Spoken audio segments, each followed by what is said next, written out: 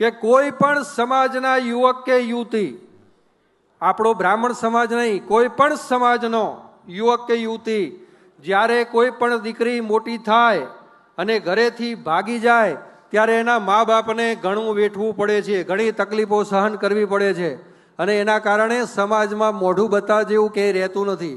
કાયદો એવું કહે છે કે 2 સાક્ષી લાવો એટલે લગ્ન થઈ જાય, પણ લગ્ન માટે સનાતન ધર્મ પ્રમાણે, વૈદિક સંસ્કૃતિ પ્રમાણે જ્યારે કોર્ટ સર્ટી લેવા જાઓ ત્યારે હિન્દુ શાસ્ત્રોક્ત વિધિ પ્રમાણે તમે એ મેરેજ કર્યા છે કે કેમ એના સર્ટી રજૂ કરવા પડે છે, બ્રાહ્મણની સહી જોવે છે.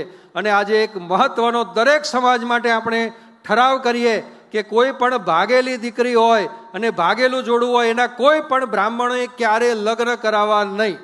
આ બહુ મહત્વનો ઠરાવ છે.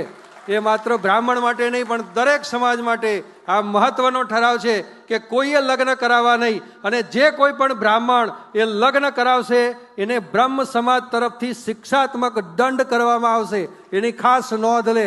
માટે આજ પછી કોઈ પણ લવ મેરેજ ભાગીને લગ્ન કરતા માટે આ ધર્મ સંસદની અંદર મોટામાં મોટો આ ઠરાવ પસાર કરવામાં આવે છે અને એનું અનુમોદન આપણે બધા કરીશું. બોલો, આ ઠરાવ મંજૂર છે? હા, તો આ પ્રમાણે બધા બ્રાહ્મણોને આપણે એલર્ટ કરી દેજો. આજ પછી કોઈ પણ દીકરી હોય, કોઈ પણ જગ્યાએ લવ મેરેજ થતા હોય તો કરાવવા નહીં. મા બાપની સંમતિ હોય તો જ એ લગ્ન કરાવવા.